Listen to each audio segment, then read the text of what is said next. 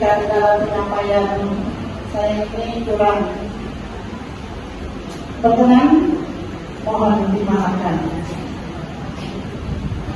Saya mau bantu dong Ibu, karena ketemu itu setelah mau bantu. Nah, saya pengen kasih sedikit bantu itu ya. Biji selasi jangan berikan, janganlah tumpah terendam air.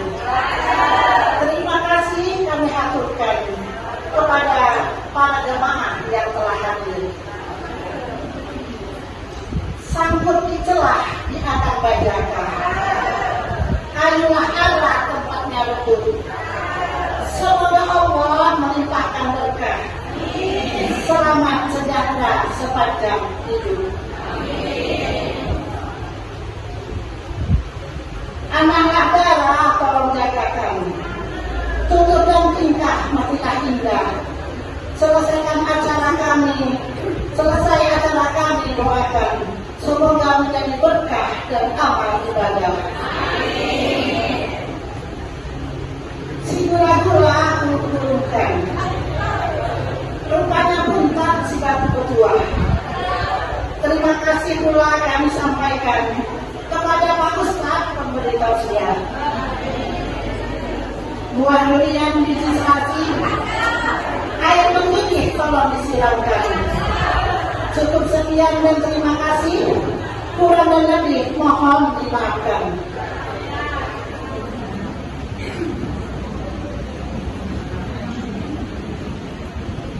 Pagi-pagi sarapan tidur, siang hari makan nasi. Semoga kita masih diberikan umur agar bisa berjumpa lagi. Pergi menjaga di waktu malam, mualah waktu jangan disentuh. Saya berucap akhir kalam.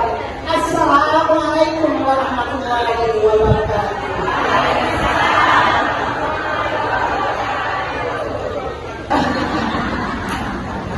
Takut salah ya, punya alhamdulillah hafal pula lagi ini. Profesor, luar biasa, Profesor Dr. Haji di saya di Habib. Ini ketiga kali bertugas itu. Pertama saya minta nggak bisa di acara di mana, lupa saya kan. Kedua kali lagi saya minta nggak bisa pergi luar kota. Sampai bila di alhamdulillah kepada Allah menyampaikan hajat kita ya. Karena orang yang punya ilmu itu luar biasa boleh pakai sana sini gitu ya. Dan manfaat bagi orang lain.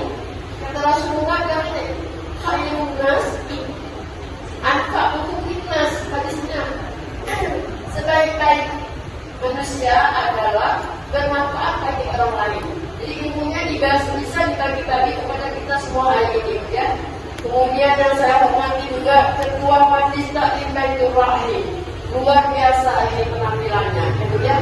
Luar biasa pantunnya banyak, ustaznya. Hari ini saya tidak banyak sepantun punya pun. Penampilan luar biasa, ya. Dengan jajarannya, tilawahnya luar biasa, kasidahnya luar biasa. Pokoknya luar biasa semuanya, penampilannya luar biasa. Bersyukurlah kita, ya. Mudah-mudahan Allah yang membalasnya, ya. Allah yang membalas keletihan, kecapean, lelah ibu dalam menguruskan majelis kita ini mendapat ganjaran pahala dari Allah Subhanahu. Ini saya hormati juga Ketua Majelis Taklim yang sudah di saya dan kita masih di belakang kita terdekat yang mudah-mudahan kita Majelis Taklimnya semangat membawa jemaahnya. Karena kita ketemunya sebulan sekali ya, jadi jangan pergi sendiri kita Majelis Taklimnya bawa jemaahnya ya. Kemudian saya ceritain semua jemaah yang hadir pada hari ini mudah-mudahan dirahmati Allah Subhanahu wa taala. Karena tadi itu majelis sudah bagus, saya akan sedikit aja ya. Pertama bismillah kita ucapkan.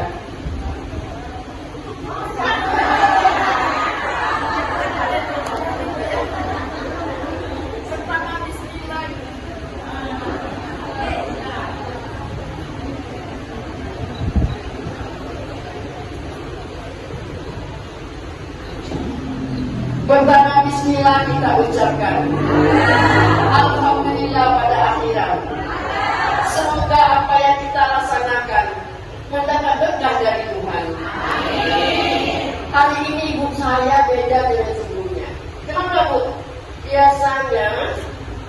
apa bu, peserta bapak itu sedikit, ini luar biasa banyaknya. Jadi apa kerjasama antara majelis taklim ini dengan bapak-bapaknya luar biasa. Dia kompak bu ya, mudiranya. Jadi saya sedikit agak grogi bu. Agak biasanya saya kan kalau kita kita biasanya ada bapak-bapak itu kan kita daripada kita ibu ya. Jadi saya agak grogi bu. Tapi saya minta pantun lah supaya saya agak grogi ya. Hidung mancung, matanya sipit, lesu pipit di pipi kiri.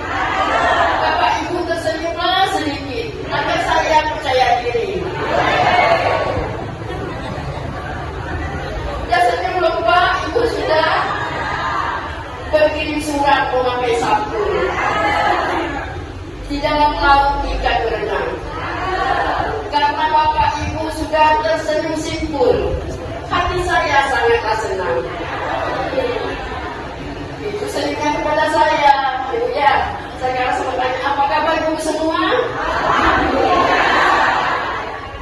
Sehat bu? Hatinya bagaimana? Ada enggak yang lagi sakit hati datang ke sini? Benar. Lagi sakit hati datang ke sini ada enggak? Alhamdulillah Pak Ustaz katanya sekarang hatinya lagi bagus semua. Jadi betul juga bahwa baru hari ini sempat karena sebelum-sebelumnya itu selalu sudah terjaga di tempat lain. Jadi ini sebuah kesyukuran.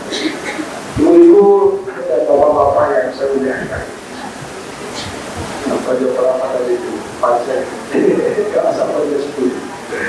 Iya.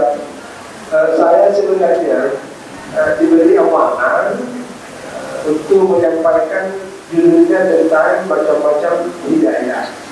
Karena saya tanya sama ibu, kira-kira aku materi apa yang saya sampaikan? Oh bisa macam-macam hidayah.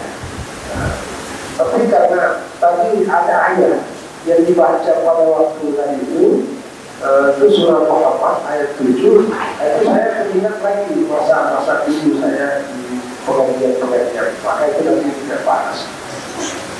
Cuma sebagai bentuk penghargaan dan penghormatan saya tentang judul masalah hidayah yang sudah diamalkan ke saya mau cerita tentang pengalaman betapa hidayah itu adalah masuk misteri, tetapi itu lagi kuasa Allah. Saya pengalaman dulu, saya rajin selalu masuk penjara dulu, masuk penjara. Tapi masuk penjaranya bukan karena kriminal, bukan karena mencuri, bukan karena kejahatan. Saya masuk penjara untuk membina warga-warga yang ada di lembaga pemasyarakatan. Ya, waktu itu saya disain sama beliau Pak Haji Hamzah. Jadi hampir 3 bulan, apalagi kalau ada PPM, saya antar mahasiswa saya di lembaga pemasyarakatan untuk mengajar baik cara membaca Al-Quran maupun cara beribadah dan berbagai kegiatan-kegiatan keagamaan lainnya. Nah, ada suatu saat ketika saya di lembaga pemasyarakatan, saya ditemui ya oleh seorang ibu-ibu, dia masih muda, ya, mungkin sekitar usia 35 tahun. Dia datang ke saya sambil cerita, sambil meneteskan air mata, menangis dan mengucapkan terima kasih yang tidak putus-putusnya. Terima kasih Ustaz, terima kasih Ustaz, terima kasih. Sambil menangis, sambil menangis. Lalu dia cerita, dulu waktu saya tidak di penjara, saya itu muslimah. Bapak, orang tua, kakek, datuk, keluarga saya adalah orang muslim. Tapi saya tidak tahu agama, tidak tahu ngaji, tidak tahu Al-Quran, tidak tahu salat. Hidup saya bebas sebebas-bebasnya. Karena kebebasan itulah yang kemudian saya lakukan. Akhirnya saya ditangkap oleh petugas dan dijebloskan ke dalam penjara. Waktu saya di penjara, ditangkap, saya meronta-ronta. Karena saya tidak mau penjara, saya tidak mau dibatasi apalagi dikekang kehidupan kebebasan saya. Sangat menderita. Tapi mau buat. Karena pelanggaran terhadap hukum, hanya di penjara. Di penjara itulah ketemu khususnya mahasiswa yang saya antar ke sana. Di situlah mulai terbuka hati, jiwa pikirannya, datang belajar betul. Timbul dari hati nurani yang sadar, tidak mau merasa malu karena usianya sudah segitu, tapi belajar agama dari Roh, belajar baca Quran sampai dia bisa salat. Itulah yang kemudian diucapkan terima kasih. Ini adalah contoh bahwa hidayah ternyata dijemputnya dia berjaya. Itu contoh. Kenapa? Karena itu tadi bisa disebut misteri, ya. Pada waktu ditangkap meronta-ronta, karena dianggap dalam penjara itu ya sesuatu yang tidak baik. Ternyata di dalam penjara itu lebih nikmat. Ya. Karena ini pada waktu musik dulu masuk, itu begitu. Nah, teman-temannya yang muslim itu pergi, yang namanya mau salat kan pasti cuci semua. Jadi yang ada oli, yang ada kotoran, baju yang begitu kotor, semua diterima, lalu kemudian dibersihkan, bersih, lalu berwudu, lalu salat.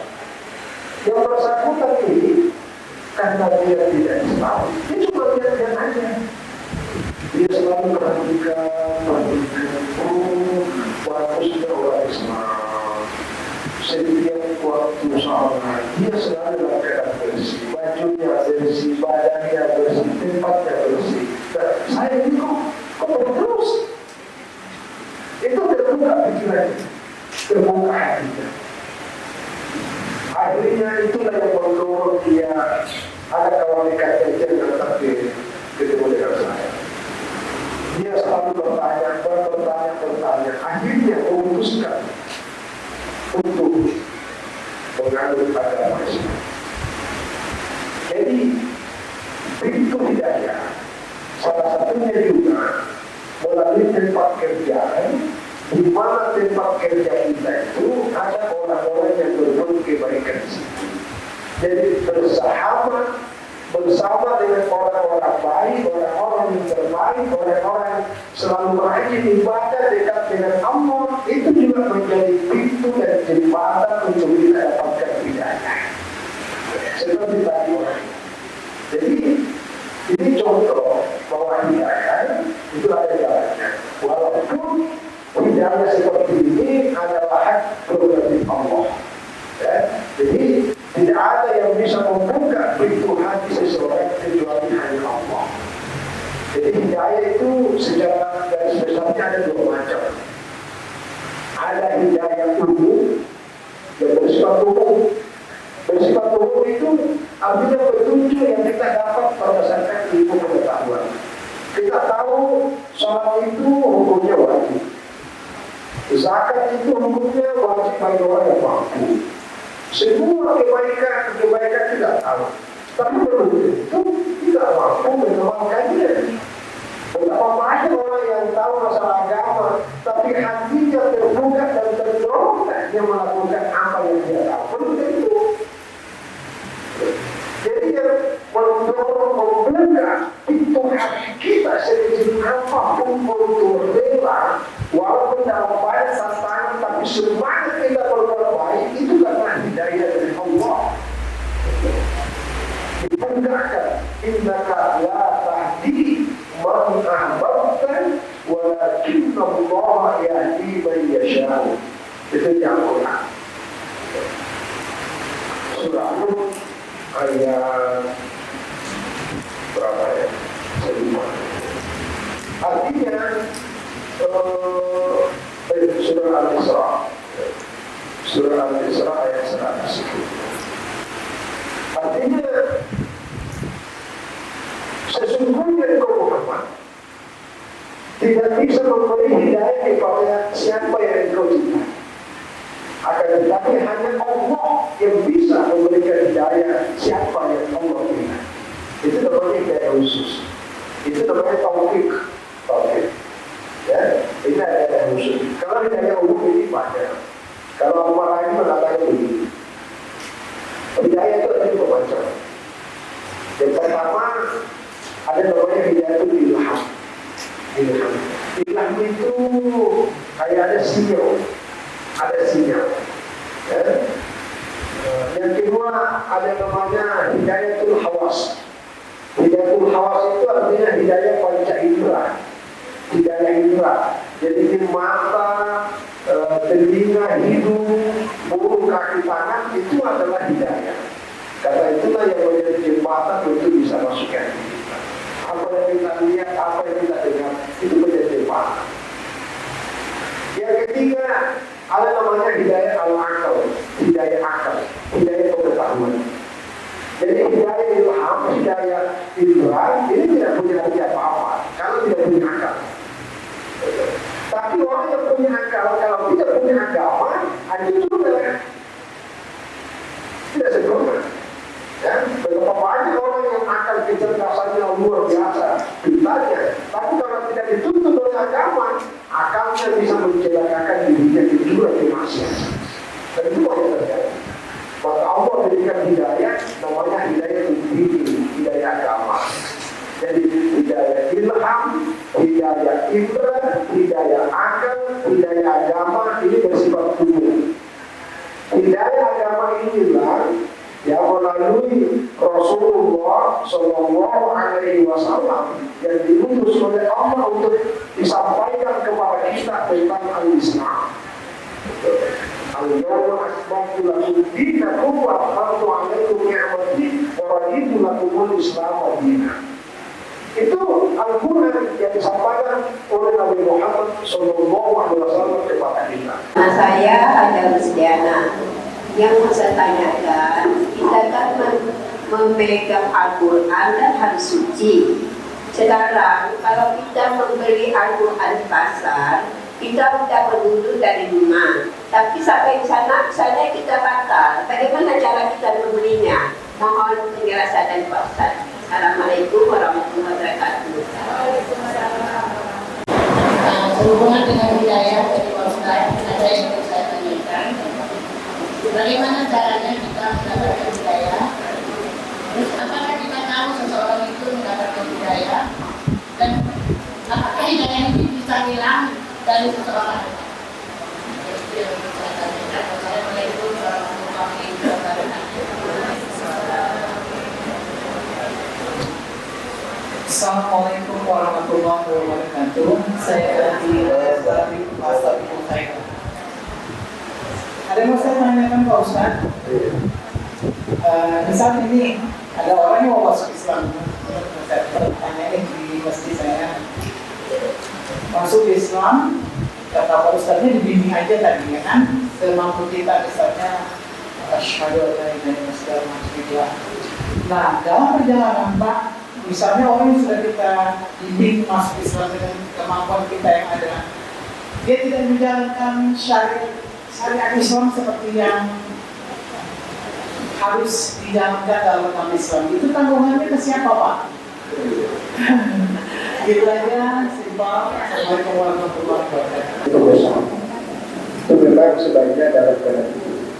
La yamassuhu illa al-mutahharun. Itu ada ayat yang Al-Quran. Tidak boleh menyentuhnya kecuali dalam keadaan suci. Salah satu maknanya suci dari hadas, ya minimal hadas kecil. Artinya dalam keadaan berwudu. Itulah yang dipakai mayoritas ulama. Nah, lalu kalau kita mau beli Al-Quran, jadi kalau Al-Quran yang ada di pasar, itu kaidah fikihnya itu niatnya, jadi tergantung derajatnya ya. Jadi niatnya itu bukan seperti yang pusat yang ada di masjid ini. Jadi karena Al-Quran itu tidak boleh dijual, Al-Quran itu tidak boleh dijual karena tidak ada nilainya, gitu. Maka dia jual itu dalam pengertian sebagai barang, ya. jadi tetapi karena kita mengambil lebih hati-hatinya dan lebih selamatnya adalah kita tetap dalam posisi ada wudhu, ya, supaya lebih aman dan selamat karena kita mengambil yang lebih hati-hati. Nah, persoalannya kemudian adalah ketika kita bawa ini mungkin dalam perjalanannya batal dulu, ya, karena apa? Tapi kalau batal dulu karena bersentuhan, mungkin karena di pasar ya, kalau dulunya caranya gini. Ini terlepas dari perbedaan pandangan, tetapi ini bagus juga kita tahu semuanya tentang batalnya wudhu. Itu ada perbedaan pendapat. Kalau dalam mazhab Syafi'i, wudhu batal kalau bersentuhan kulit dengan kulit yang berjenis kelamin yang berbeda. Jadi kalau kita perempuan karena di pasar, tersentuh oleh laki-laki, maka itu batal menurut mazhab Syafi'i. Tapi kalau dalam mazhab Imam Abu Hanifah itu tidak batal. Karena nanti batal dalam mazhab Abu Hanifah kalau yang bersentuhan itu kelamin laki-laki dan kelamin perempuan, itu namanya bersentuh baru batal. Nah ini dalam mazhab Abu Hanifah. Ini boleh dipakai, dipaham kalau kita pergi haji atau pergi umroh. Nah, supaya karena kita kesulitan. Kalau setiap orang tersentuhan, kalau batal dulu pergi cari dulu, waduh susah. Ini bukan main di Masjidil Haram. Apalagi sebentar kata tidak dekat tempat kandung dulu, jauh dan susah juga. Maka boleh kita paham. Dalam mazhab Imam Malik, pemahamannya itu wudhu batal kalau bersentuhan laki dan perempuan pada saat itu ada syahwatnya naik, ada nafsunya. Jadi kalau bersentuhan laki dan perempuan tapi tidak ada nafsu sama sekali, itu tidak batal wudhu menurut Imam Malik. Tapi kalau menurut Imam Syafi'i itu batal karena itu tadi makna sentuh itu lebih kepada makna zahiriyah. Kan dalam Al-Quran surah Al-Maidah ayat 6 itu dikatakan Awjad ahadun minkum minal ghaiti batal wudhu ketika buang air. Allah mastumul nisa dan batal wudhu ketika disentuh oleh perempuan. Pengertian disentuh menurut Imam Syafi'i adalah itu kulit atau hakikat. Nah jadi kalau dalam kondisi darurat seperti di pasar kita sudah pegang ini, mau ditaruh di mana tidak ada tempat, mengintip dan tidak ada tempat kita untuk mengambil air wudhu, maka dibawa aja sambil meyakini pemahaman sebagaimana pemahamannya Abu Hanifah. Tapi nanti ketika dalam kondisi-kondisi normal, kita usahakan dalam posisi menyentuh pusat itu ada air wudhu. Ya, karena itulah pandangan mayoritas lebih hati-hati. Ya walaupun ya, ini juga ulama lain termasuk Muhammad Hanifah bahwa menyentuh mushaf itu tidak mesti ada wudhu. Ya, tapi ini terlepas dari perbedaan. Tapi tidak apa-apa kita tahu karena ini semuanya ada dalam agama. Ayatnya sama. Ayatnya apa? Itu juga tadi la yamassu dan mutahharun. Tidak boleh menyentuh Al-Quran, ya menyentuhnya kecuali yang suci. Nah, orang ulama yang lain yang dimaksud menyentuhnya Al-Quran ini adalah Al-Quran yang ada di Lauh Mahfuz, bukan mushaf yang ada sekarang. Lalu yang suci yang dimaksud itu bisa menyentuh Al-Quran itu hanya malaikat, karena malaikat itulah yang suci. Dan itu masing-masing ada dalilnya.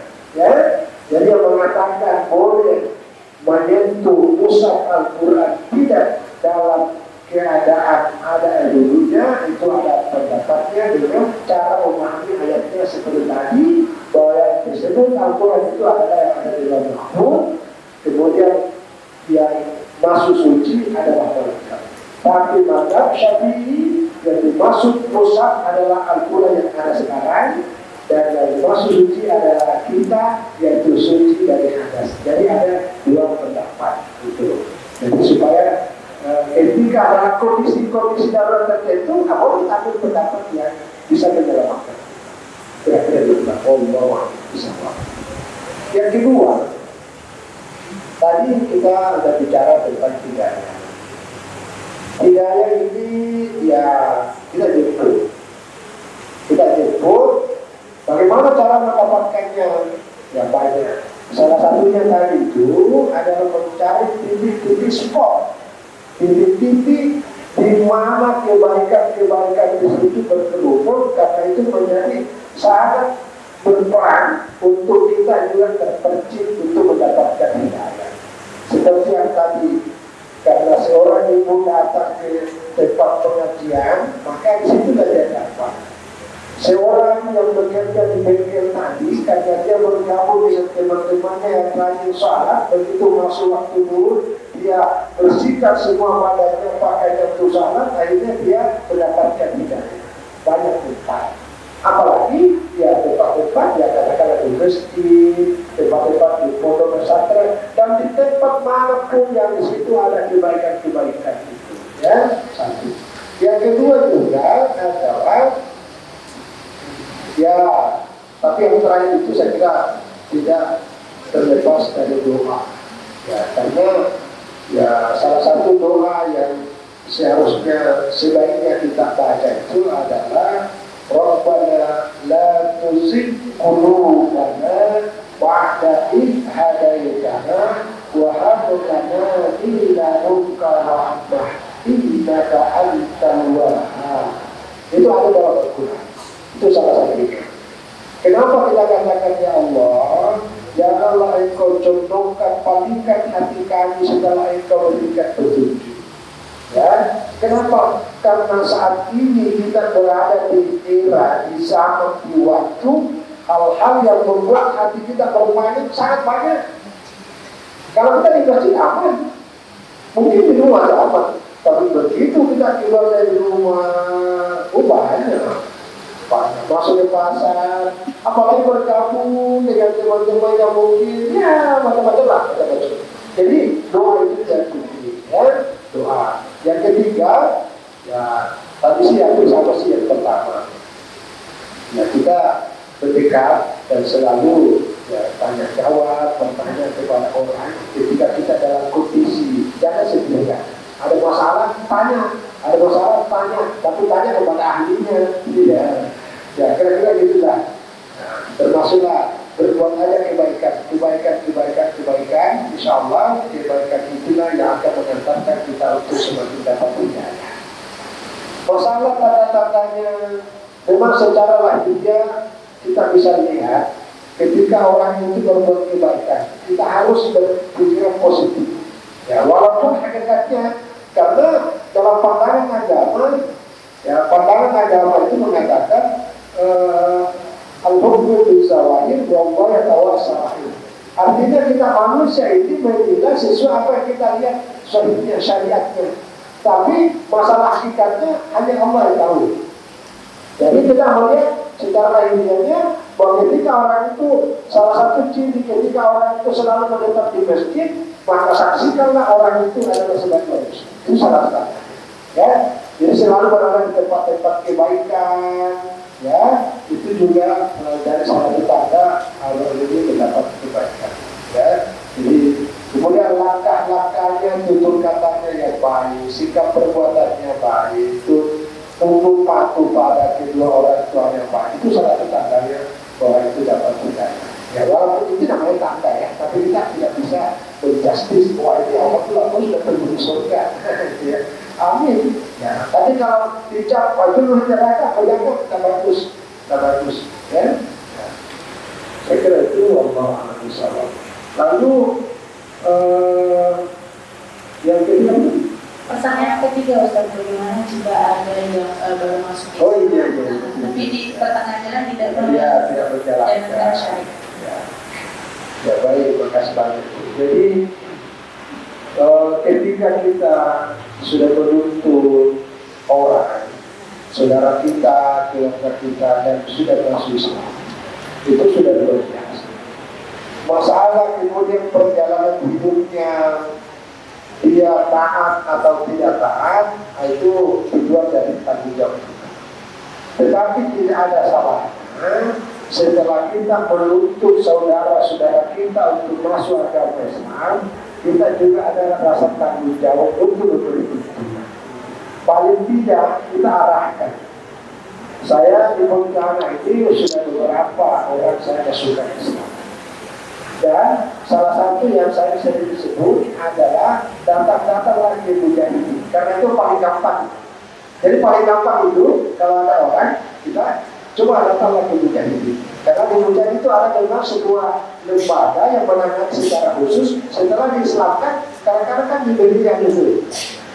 Sedemikian ada juga semacam karena oleh itu di Al-Quran berbuku itu satu. Yang kedua saya tadi sebut adalah muzalah mubarakah. Karena di situ ada juga lembaga yang ditangani secara profesional. Jadi tidak hanya cukup diislamkan, tapi diambil nomornya, lalu dikasih jadwal pengajian di tempat tinggi. Itu bagus tuh. Gitu. Jadi setelah kita islamkan orang, ambil nomornya, lalu dipantau. Nah, lagi Novan sekarang, kalau lagi poso ikut sama saya, ini ada pengajian majelis dua Abu Hijrah ini tanggal sekian, ayo sama-sama, jangan malu. Nah, itu bagian dari rasa kita menuntut. Tapi kalau kita sudah berusaha semaksimal mungkin, lalu yang bersangkutan tetap jauh dari agama, ya kita cuma berdoa. Ya Allah, mudah-mudahan arahkanlah, bimbinglah, ya semua kelakuannya kembali kepada agama yang dia sudah yakin benar. Kira-kira gitu kan. Ya karena ya kita manusia ini dengan segala keterbatasan, hanya Allah yang punya kuasa segala. Kira-kira gitu kan.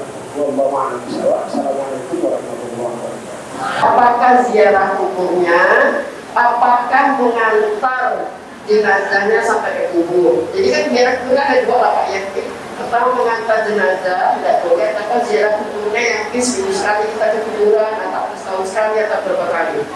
Yang kedua, kebetulan di majelis taklim saya Ustaz banyak yang ibu telah di suaminya kan beberapa orang tua, dia telah meninggal dunia. Pernah juga mendengar katanya kalau perempuan itu kan punya masa idah. Jadi idah pertama mungkin bercerai dengan suaminya, idah kedua itu berpisah dengan suaminya, tapi karena meninggal dunia yang namanya mungkin 4 bulan 10 hari. Apakah dalam waktu 4 bulan 10 hari itu dia tidak boleh ketemu dengan yang bukan muridnya atau dari rumah saja gitu, tidak usah dengan lagi, tapi ibu-ibu ini masa sumpah gitu, masa nggak keluar-keluar gitu. Apa yang dilarang di agama Islam jika seorang perempuan ditinggalkan suaminya, apakah boleh tetap keluar mungkin sebagai pegawai kantor, mungkin akan mengantar anak sekolah dan sebagainya. Dan apa larangan-larangannya yang sebenarnya menurut syariat kita Pak? Terima kasih. Wassalamualaikum warahmatullahi wabarakatuh. Kalau mengantar jenazah itu kan pasti kubur juga. Itu tidak ada perbedaan pendapat. Jadi itu disunahkan. Terus yang kedua, secara kubur juga disunahkan. Disunahkan. Memang awalnya itu dilarang. Dilarang. Kenapa dilarang? Salah satu penyebabnya karena dulu dianggap itu membangkitkan rasa untuk menyembah roh dan seterusnya. Terus yang kedua, khusus berkaitan dengan perempuan mengenai ziarah kubur, ulama yang memahami dalam hadis mengatakan la'anallahu az-zairat, Allah melaknat perempuan yang pergi ziarah kubur. Itu artinya. Tetapi hadis ini ya ada yang mengatakan bukan haram tapi makruh. Tapi ada ulama lain mengatakan bukan makruh karena hadis ini sudah dimansuh oleh hadis yang mengatakan kuntu nahaytukum an ziyaratil kubur. Dulu saya melarang kalian pergi ziarah kubur yang dilarang laki-laki maupun perempuan. Fal'an, tapi sekarang fazuruha, maka boleh ziarah. Kenapa? Itu dan kira al-mauta wal akhirah, agar supaya kamu juga akan ingat kematian sebagaimana matinya orang yang kamu ziarahi, dan supaya kamu ingat kehidupan akhirat bahwa kita ini tidak akan hidup selamanya. Ya, ada sebuah hadis yang menceritakan ini diriwayatkan oleh Bukhari. Jadi ada seorang perempuan pergi ziarah kubur. Tapi ini tidak disebutkan yang diziarahi ini apakah suaminya meninggal, apakah ayahnya atau anaknya. Yang jelas dia sangat mungkin bau sakit kalau biasa lah, kalau sangat sedih gitu. Tahu-tahu kami dari arah belakang mengatakan isbiri, sahabatlah, ingatkan, karena itu tadi tuh sakit tidak bisa menahan gejolak emosinya di atas kuburan itu. Lalu kami dari arah belakang isbiri, sahabatlah, apa dia bilang? Seolah-olah kami gambarkan begini, jadi di sini tangannya.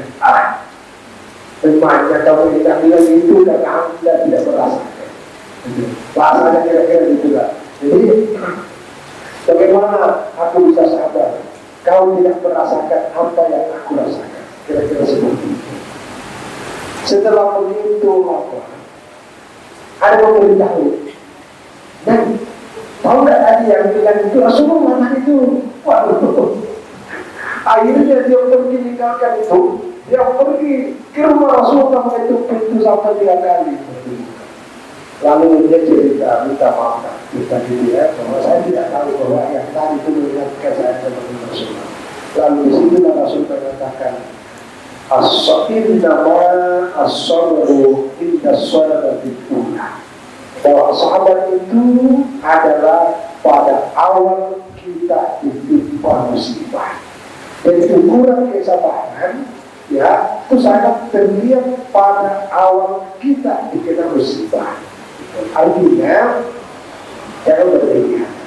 Ada ulama yang mengomentari bahwa seandainya kami melarang, ya, melarang ziarah kubur, tentu kami katakan yang lain pergi ziarah kuburnya. Kami cuma melarang pergi ziarah kubur itu dengan cara yang tidak sewajarnya, yaitu tidak mampu menolong, ya, gejolak menahan gejolak emosinya dengan cara macam-macam.